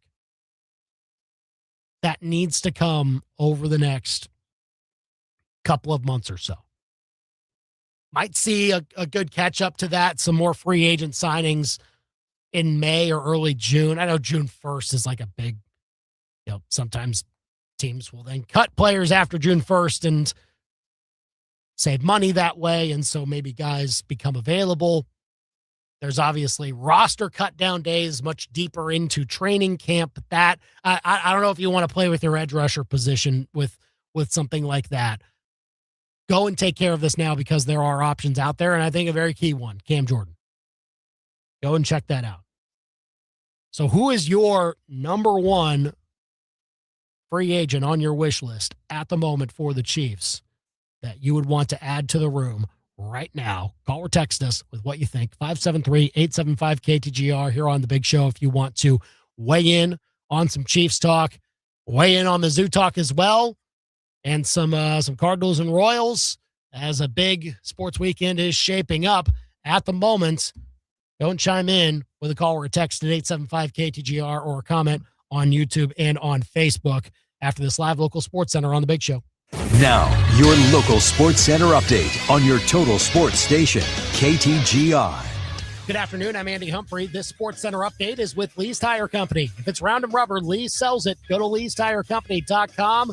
Mizzou Athletics announced today, Athletic Director Laird Veatch received a 3-year contract extension that signs him through April of 2032. This is the 2-year anniversary of him starting the AD job at Mizzou back in 2024. He came over from Memphis, but obviously got his start as a college sports administrator at Missouri under then athletic director Mike Alden. Dennis Gates adds to his transfer class today.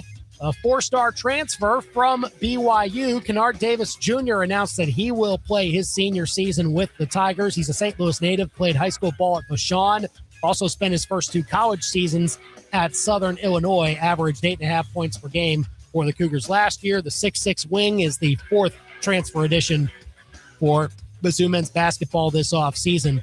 Mizzou softball takes on Tennessee. After a loss yesterday, they are at 500 overall. First pitch at 6 o'clock tonight. Mizzou baseball underway right now against Georgia on the road. Cardinals play at 7:15 against the Dodgers. Your ABC 17 Storm Track forecast with Steve's Pest Control. The weather in Missouri is unpredictable, but termites are predictable. Steve'sPestControl.com.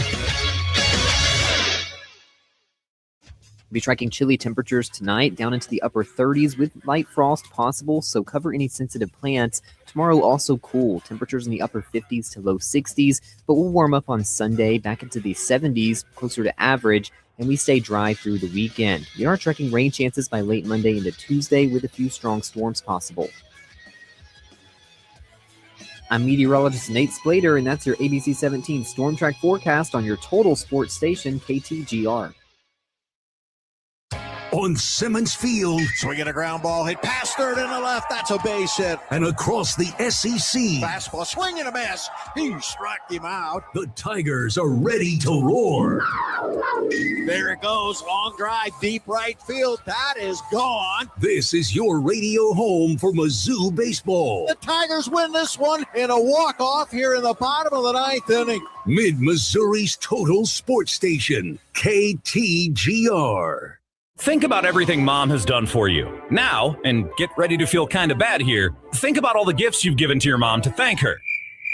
Okay, sure, you've probably given her a few good ones, but if you still feel slightly bad, the Candy Factory can help. Pick up their delectable chocolate-covered strawberries for Mom this Mother's Day. With every chocolatey chomp, Mom will know that you're thankful, you love her, and that you're the greatest gift giver this world has ever seen. The Candy Factory, your hometown candy maker, 7th and Cherry in downtown Columbia. Visit thecandyfactoryonline.com. Doors have 2 jobs, open and close. Pretty simple. And windows? They're supposed to be clear, not foggy. And they should open and close too. This is Silas Kuntz with Kuntz Glass. If you've got doors or windows that are slacking on the job, call us for service work. With 15 service trucks, Kuntz Glass is the clear choice for commercial or residential. KuntzGlass.com. Kuntz Glass, you can see through and we do it. From elegant weddings to corporate lunches with flavor and flair, Courtyard by Marriott Columbia brings the party and the pros. It's the home of Main Event Catering, and with every event, you'll get an award-winning chef, full banquet staff, and drop-and-go options for any size crowd. And the event center holds up to 300 guests with 8 flexible rooms. If you need help, there's a Marriott certified wedding coordinator on staff too. Book now by calling 573-443-8000. 1851 Underground Tap and Grill in Fulton loves celebrating a change of season. Spring means new flavors in the specialty cocktail menu, as well as seasonal beers. At 1851 Underground, spring also means the Cards and Royals on TV, with the new hope of a new season. Plus plenty of space with pool tables and a beautiful wraparound bar. Find them on Facebook for daily specials, too. It's not a secret, but it is underground. 1851 Underground Tap and Grill in the historic Brick District, downtown Fulton. Step into a real-life snow globe with Zimmer Communications and Colette Travel on this 9-day European Christmas vacation. Stroll through Prague, Dresden, Vienna, and Budapest. From castles and cathedrals to twinkling Christmas market stalls. Sip warm Glühwein. Shop handcrafted gifts. And even visit a family-run candy workshop. There's still time to experience this trip of a lifetime. Save up to $350 when you book before June 7th. Learn more and reserve your spot today at ZimmerCommunications.com. We could have a drone to fly a shopmidmo.com banner around town. It looked super cool until it ran out of battery mid-flight and smashed into someone's siding. And that neighbor still won't talk to us. So yeah, on second thought, we'll just stick to what we always do. Shopmidmo.com just gives you real savings on local restaurants, health and fitness, and the best entertainment in mid-Missouri. No chaos, no gimmicks, just great local deals at shopmidmo.com. Shopmidmo.com. Your yes matters. It matters to the mom waiting for a lung, the child hoping for a kidney, the grandfather praying for a new heart. Because someone said yes, I got a second chance. People are stepping up, making the choice that saves lives. Your yes can change everything. Say yes today.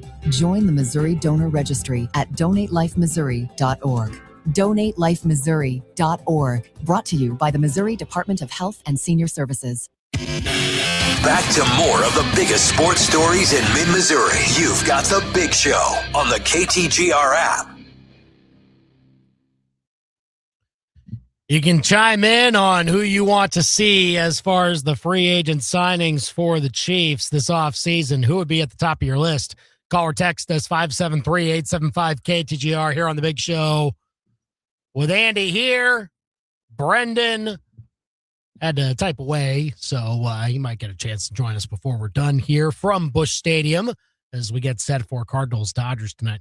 I really do think that that we're talking about a huge boon in everyone around baseball that just follows the sport casually. If the Cardinals win this series going, shoot, 20-14, that was not supposed to happen. Let's start taking notice.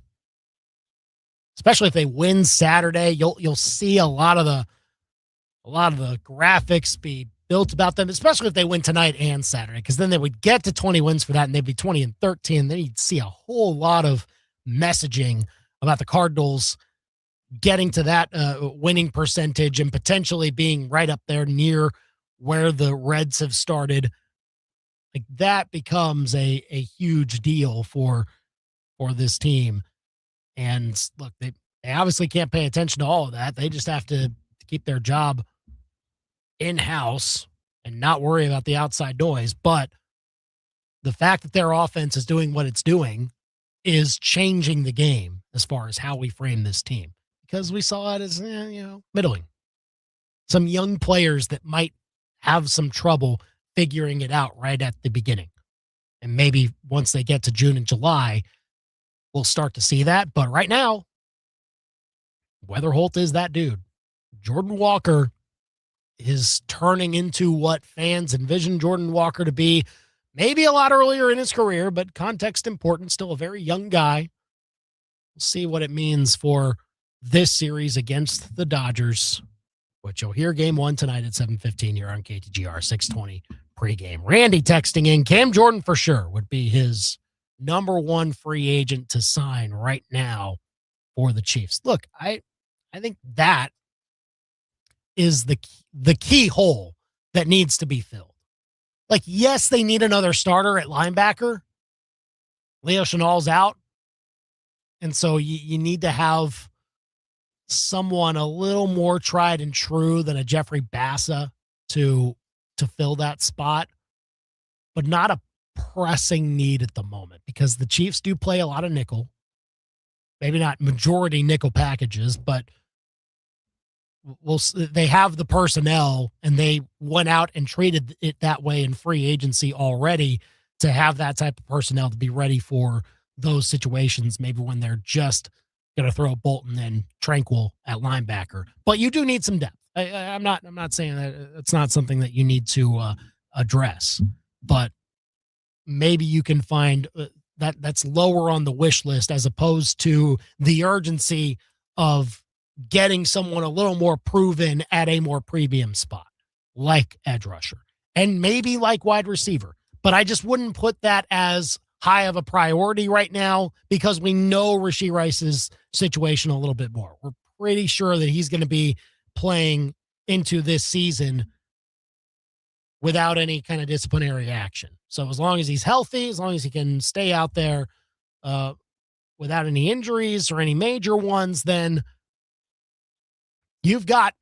potentially a number one receiver. I myself still need to see some more from him to be satisfied about giving him a contract extension after this year, because he's heading into that contract year.